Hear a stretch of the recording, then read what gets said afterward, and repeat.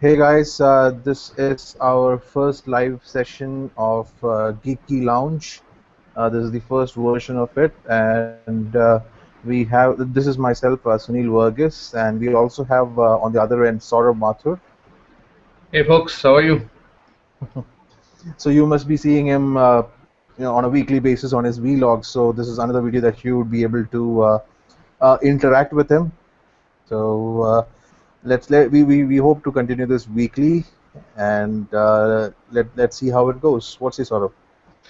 Yeah, let's start with the weekly series, and if people gonna like it, we can try and doing it, maybe twice a week or something like that. Right. This is like I said, this is the first edition, and we have not kind of sent out an invitation or announced it anywhere else. So there might not be any viewers asking questions to us today.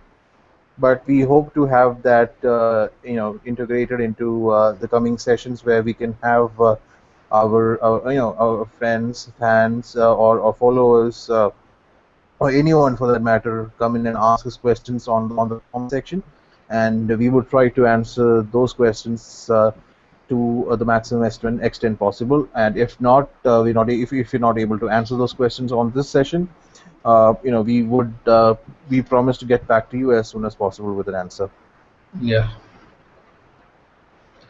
So, Saurabh, would you like to, just try to brief what we are going to discuss today? Because it's one of your favorite events, I know. Okay, we are going to discuss everything that happened in WWDC 14, which was last week. So we are going to talk about what's new with the iOS 8 and what is Yosemite and what all features are there. And we'll also touch base a little bit about E3, the electronics conference, which is going to start from tomorrow. Right, right. So, like I said, the WWDC is one of Saurabh Mathur's favorite events because he has been a diehard Apple product fan ever since I've known him for I guess the last 5 or 6 years. So he's got his house all decked up with them, an iPhone, an iPad, an Apple TV, and God knows what all. So I am an Android fan, so I don't have a lot of Apple products or iProducts. I have a iPad and a MacBook. That's it. And so, but let's see. Maybe with the recent introductions or releases with the iOS, it looks pretty promising. And let's see how the iPhone 6 goes. If it's a larger screen, then maybe I might switch over to Apple, which sort of has been trying to convince me to do for quite a long time. So let's just dive right into the first of the releases. That's the iOS 8. Yeah. Well, in the iOS 8, there is not going to be much of a design change than what we see in iOS 7, because Apple has already changed the design in iOS 7 with what was there in iOS 6. There are some new features which has been incorporated in iOS 8, and they are like better group messages. Now we can do group chat uh, with the other iOS users. Right. I guess that this is probably in alliance with the WhatsApp app because in my iPad as well, and I guess iPhone as well, you have a messages option where you have the option of a group of normal SMS messages and normal chat options, but you do not have a group messaging option. So now I guess with the iOS 8, you can have people added into the group and send one message for all of them to receive. Yeah, and not sure if it's going to be an WhatsApp killer, but we're gonna see how it goes. Right, and one of the major problems that WhatsApp also had initially was that if you're part of a group chat which has like around 20-25 people on it, so the ringer would be going off with the notifications of that chat continuously. So this in iOS 8, what they've done is they've added a do not disturb mode, which can be set to each of the group chat that you have. So if there's one particular group chat that's ringing off the hook, you can put it into DND mode, do not disturb mode, and it would not ring and disturb you while you're at work or at a movie hall. Yeah. So we looking forward to that feature, and we'll see how it goes. Yep. The other feature is like the spotlight search. They have enhanced what we have currently with the spotlight search. Now it is linked to Wikipedia. So whatever you're gonna search, you will get a link of Wikipedia and also a location using the map. Yeah, that's actually a good feature where they have integrated the web into the search as well, because if there's some search that you need to do about a particular location, and you might have some documents saved on your phone as well, and you might want the search to extend on the web and and provide you more information. So with the recent changes to Spotlight, it's good. It sounds good. Yeah.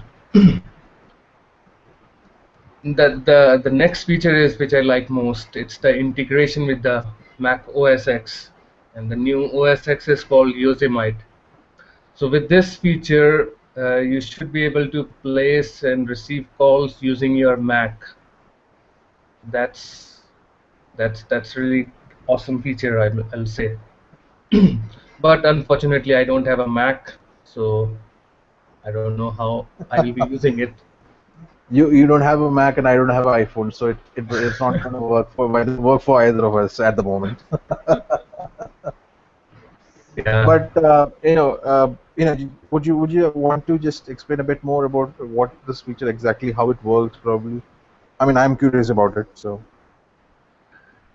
Yeah, with the Mac OS, with the new OS X Yosemite, they they have incorporated a new feature called handoff and instant hotspot kind of thing.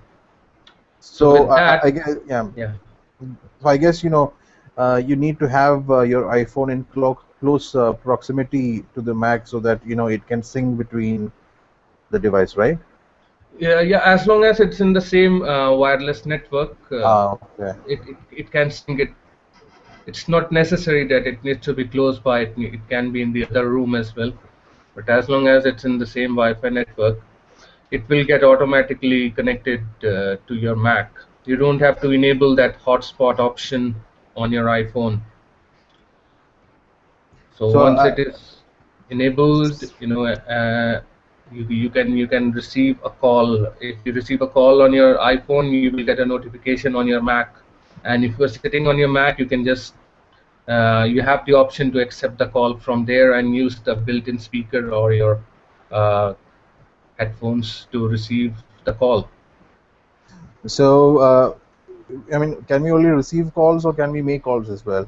We can make calls as well. Yeah. Wow, wow.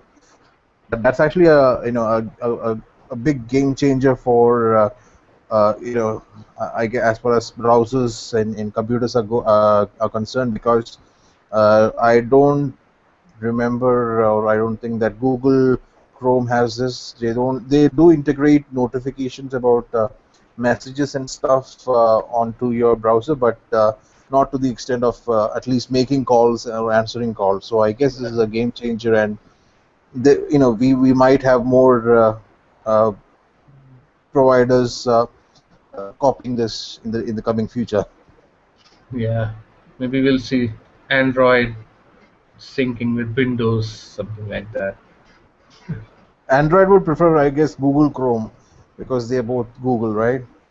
Yeah. All right, and the next one is next wager was, I guess, the modification on the health application that they've done. They've actually tried to integrate a lot of things into the health application. It's now named as Health Kit. Yeah. and it's gonna keep track of all your health and fitness data. It will keep track your heart rate, your weight, and all that. You may have to enter something in advance, like your height, weight, age, and based on that, it will give you that information. So I'm Yeah, looking forward to this app as well.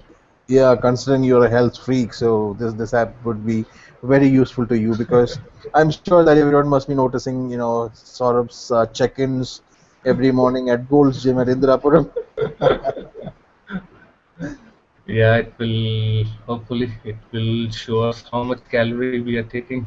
Right, And and I also read somewhere that there are going to be a couple of apps which would be synced with doctors probably, and if you want to send your health report to someone, there's some way in having a doctor check out the report and providing your advice as well. So I don't exactly know the clear idea about that and how that's going to work, but if that is, then that's also a really good addition to it. yeah, you may have all your reports regarding your health in one place. And if anyone has to see it, you can just email to them, and Yeah. they have all the access. Right. The next major announcement that was done during the WWDC was that the uh, with iPhone 5s, Apple had introduced the Touch ID feature into their phones, where they use fingerprint recognition to unlock the phone, or you could make purchases on the App Store without entering the mandatory password that you need to enter. So with iPhone 5s, that Touch ID was introduced, which has been a kind of a hit with iPhone users, because it made logging into the phone and making purchases a bit easier, where you do not have to put in the password. Now they did not. Apple has had not opened this feature for integration with third-party support software. So this was only working as an Apple iPhone unlock and option, as well as an app purchase option. But what they have done now is they've opened it for third-party developers, where they can integrate the Touch ID into their apps. So probably in the near future, I guess we would see some apps where, in case you need to make a purchase, and where you have to put in your password for probably your credit card information or other information, you might just have to use your Touch ID feature. Yeah. Uh, well, personally, I'm not comfortable with this option of using the fingerprint sensor on the third-party applications. As long as it's with the App Store, I'm cool with that.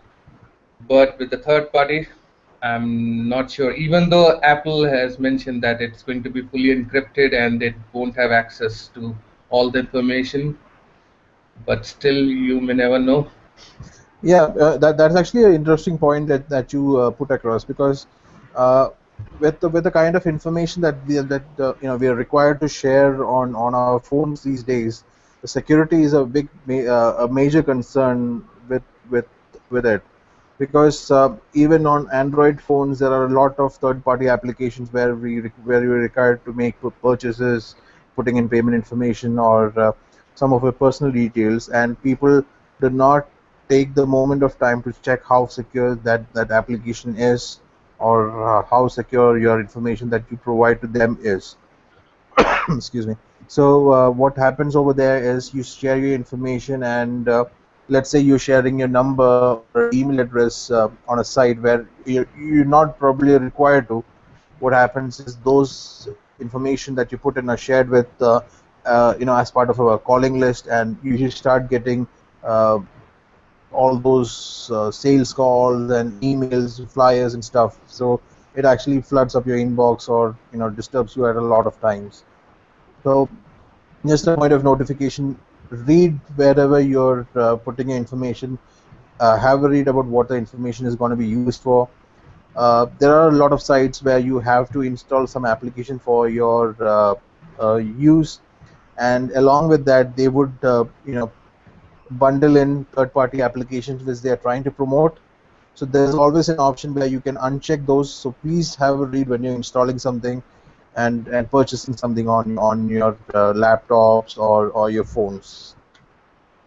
Yeah, as I said, I'm not comfortable with the third-party applications using I my I can fingerprint. I can understand. Yeah, yeah. But Fingerprint information is actually a very a crucial kind of an information because it actually carries a lot uh, of security features with it. So if you share your fingerprint information with third-party applications, it can be used for anywhere else, even on uh, hacking your phones and iPads. So not a good feature, at least at the initial stages. yeah,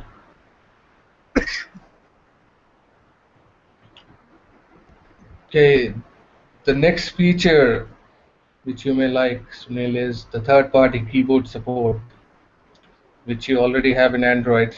Now it will be there in iOS as well.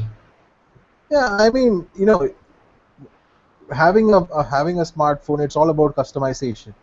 So, I sort of always have this debate about Apple and Android about because Android has opened the customization of the phone right from the themes to the color of your text, the text, the font, whatever you need, you have the option of customizing. Whereas Apple had never done that, so it was like the much the same phone that every other person would be using, except for the information on the phone, right, Saurabh? Yeah, but I don't know how often do you use the other keyboards in your phone?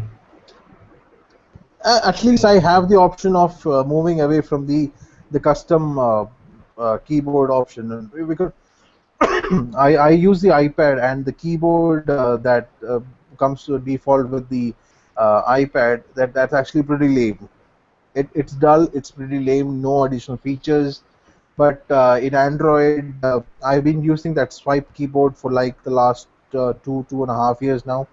It's believe me, it's very easy. You just have to swipe. If I need to type a word, let's say geek, so I just swipe my finger right over G, E, and K, and that's it. I don't have to type in G, E, E, K. That's like 4 keystrokes.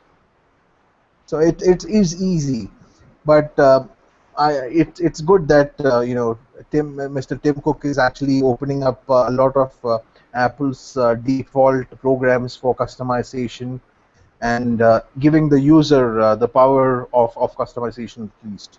The user, if I'm paying at least 50 grand for a phone, I should be choosing how it looks at least uh, when I use it. Right? Any points as an Apple fan that you want to add, sort of, because I know you would always support Apple products. Yeah, I've been using just one single keyboard, which is there by default. So I haven't used any other. So I'm looking forward to using a different keyboard and see how it goes. Yep, yep. Okay, and the last important point in iOS 8, which was unveiled, was the family sharing option. Yeah, And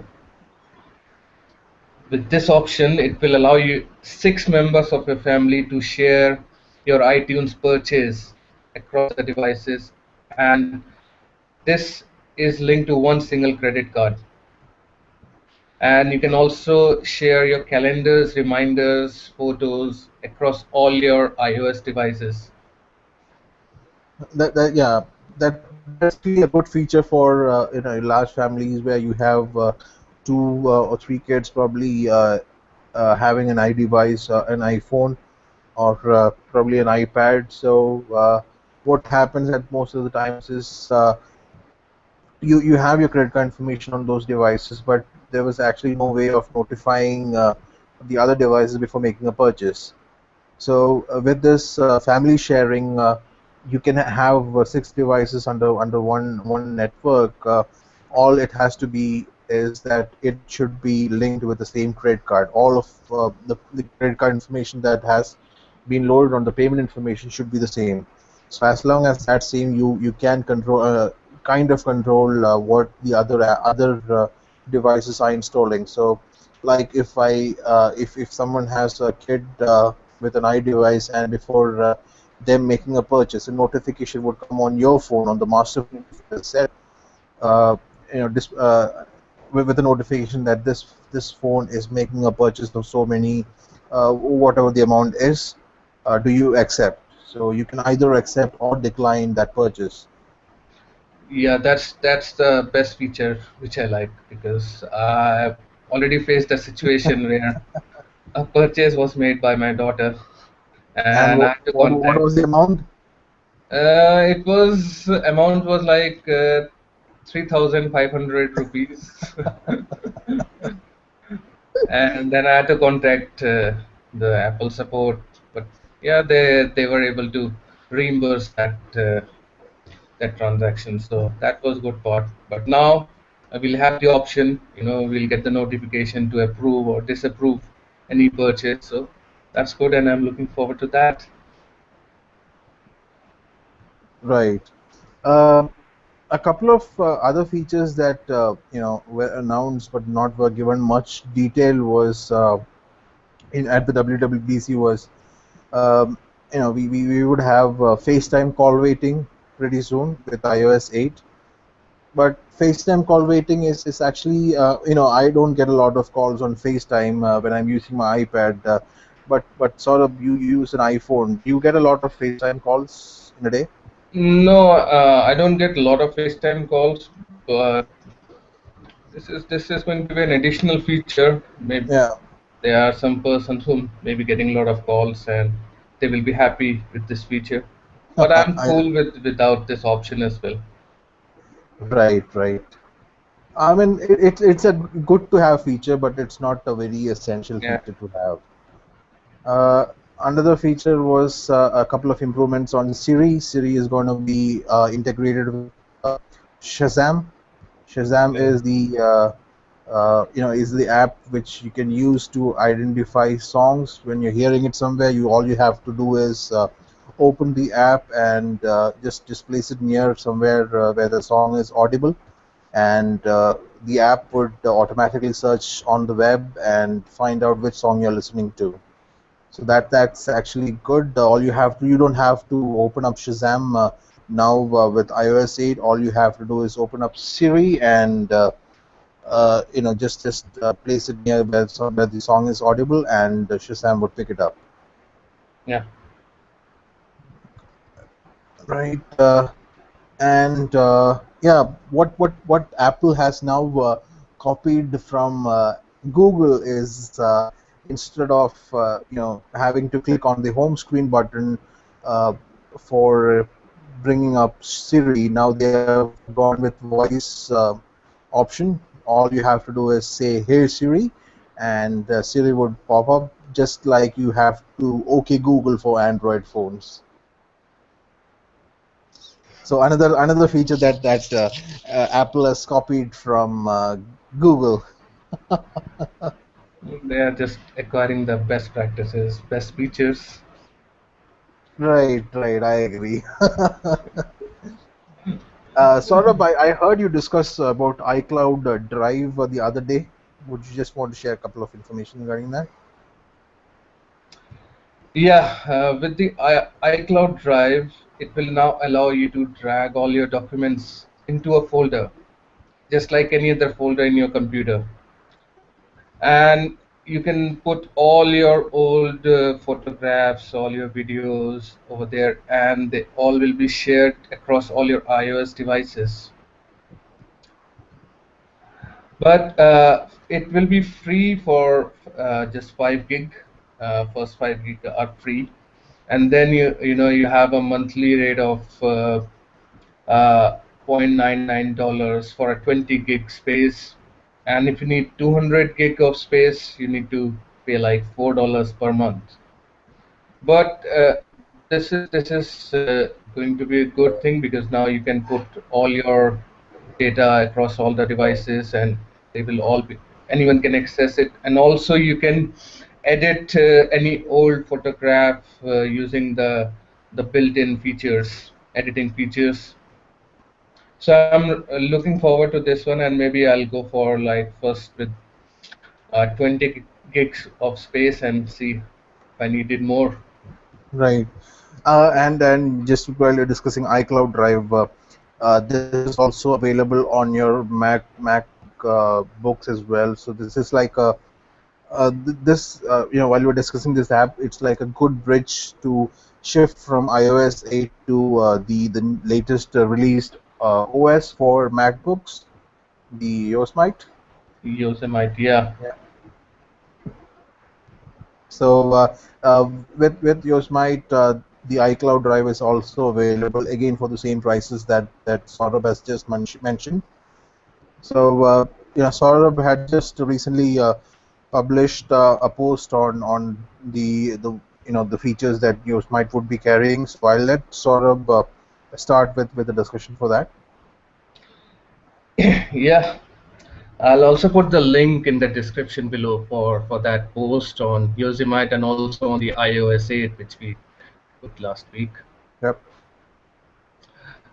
Yosemite is the new name of the Mac OS, and I believe it's a national park in the US, and Apple has used that name.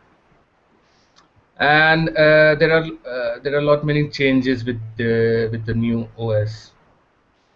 The complete look and feel of the dock, of the windows, it has been changed, and there are some new features as well. Like with the iOS 8, there is a new notification center, and you will get all the information about the calendar, the weather, the stocks reminders, and you can also add some more widgets in the notification center according to your needs. Right, right.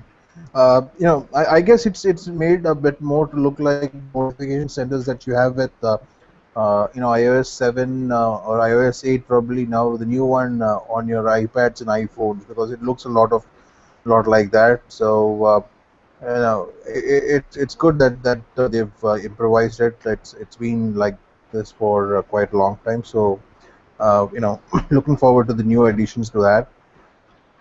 Yeah, As well as I and guess they've also integrated the same Spotlight search over here as well. yes, and it is powered by Bing as well. Ah, okay. They will not go for Google, right? No, no, I think now the iOS 8 and this Mac OS X Yosemite, Apple has done it so that they all look a bit similar rather than they're completely different, which they were before. Right. So the features are pretty much same, like with the iCloud Drive and with the phone calls which we discussed. Now we can make and receive a phone call on Mac along with the hotspot option. Yeah. Right. So there are a whole lot of new options. The one which I like is the mail. They have upgraded the mail, and now we can send up to 5 gig of attachments through the Mac OS mail. 5 gig. Yeah. Wow. So you could probably send at least 5 movies along as an attachment, huh? Yeah, Oh, that's huge. it is.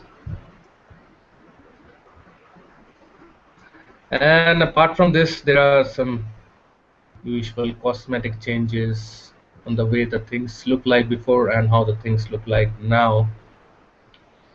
And they've already released the beta version of both iOS 8 and Yosemite, but I would not recommend you to install if you use your Mac and iPhone as your primary device. If you have a spare an old iPad which you are not using it, you can try the beta version on that, but not on your primary device, as it will not work properly as you may hope so. Right, and what I guess the Apple has done is they have kind of locked it out for serious developers by adding a price for downloading the iOS beta. Yes, there is a price of $99 to use that. But it was If you not are the not, earlier, right? yeah, if you're not a registered developer with Apple, uh, you have to pay this price. But there are various torrents as well where you can download it without paying that price, but you're not going into that. Yeah, but it's not recommended. See, unless you're into serious developing, we would not suggest that you install the iOS beta at the moment because any beta version would have a lot of bugs, glitches. They released the iOS beta version and the OS beta version right now for developers so that they have the next 2 months to create apps or upgrade their apps to support iOS 8 and Yosemite. So it's only for them that they've released it. We would have the official iOS 8 and OS release in fall this year. So it's not too long that we have to wait. So I would suggest that it's better to wait than completely disrupt your phone. Yeah, we should. So I think that is all for this episode. Maybe we can ask our viewers what features they like in iOS 8 and Yosemite, and what they want in the next future upgrades. Right. I guess that that's actually a good note that we can close out this session for today. It was a good long session. We did not expect it actually to go this long. Hopefully, next time we would have a couple of users having questions, and we would try to answer those questions Yeah, as far as possible. So, and we would have a notification in our web page, also on our YouTube channel that about the live event yeah. and the time as well. So guys, that is all for this week, So Saurabh, and would we be having a vlog up tomorrow? yes, definitely. All right. Any sneak preview on what we can expect? No, it's going to be usual me and Kashvi. Uh, Nothing special. Dad and daughter duo. Yeah. All right. Thanks a lot, ton guys, for watching us. Like Saurabh said, we would have the links in our description for the iOS 8 and OS X posts. Uh, and you can leave your comments down below and let us know how far you like the session, what we can improve, what you'd like to see additionally. And like we said initially, we would initially start with the weekly session, and we would try to increase sessions if we find the need arises. And with that, it's bye from myself, Sunil, and And see you. Cheers. yep, Have a good weekend. see ya. Thanks.